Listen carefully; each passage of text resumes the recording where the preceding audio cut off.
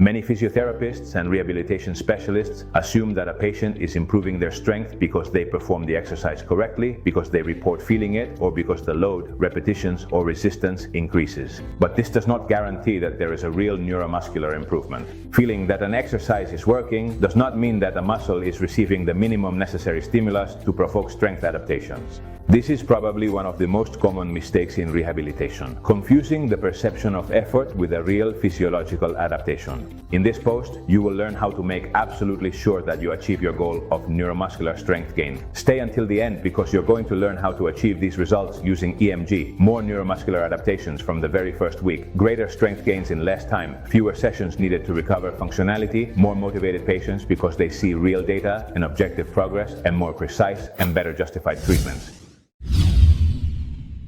Doing an exercise does not mean you are activating a muscle enough.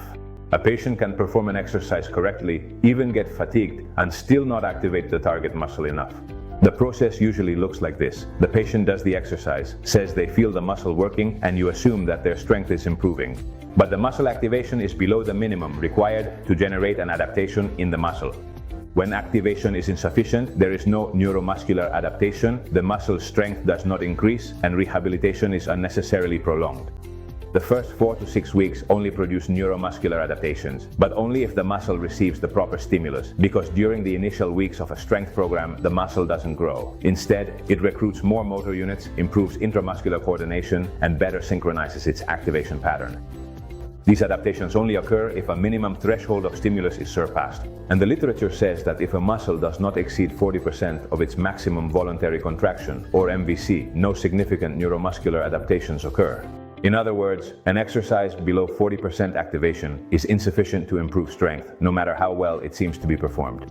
So how can you really know if your patient is gaining strength? To know this is not enough to just observe technique or listen to the patient's sensations. You need to measure which muscle is being activated, how much it is activated, whether it surpasses the strength threshold, and whether the load and exercise actually generate a useful stimulus. The most precise and accessible tool for this in the clinic is surface electromyography, because it allows you to verify in seconds whether an exercise is sufficient to provoke neuromuscular adaptation. Let's look at a real example with MG. The squat generates sufficient activation. Case 1, squat with 40 kilos in the video. At first glance, it's a good exercise. Good technique, good speed, and clear effort.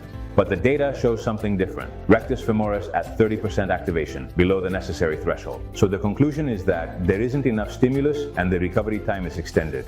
Case 2, barbell squat with 80 kilos.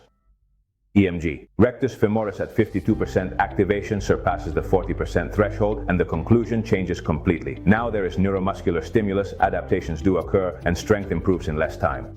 This change in load, validated with EMG, makes the difference between training blindly and training with precision. What does EMG contribute when assessing strength gains? Electromyography allows you to know which muscle is being activated and prevents you from assuming that an exercise works one muscle when in reality you're activating another.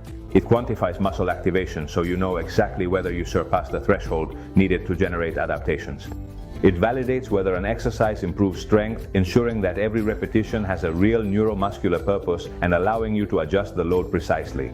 Because you go from just watching the patient sweat to actually knowing if the muscle is responding. You stop prescribing what seems appropriate and start prescribing what is actually effective. And now I really have to ask you, do you want to know if your patients are truly gaining strength? We can help you measure it. Get information about mDurance's EMG here and start validating every exercise with real data, not assumptions. See you in the next post.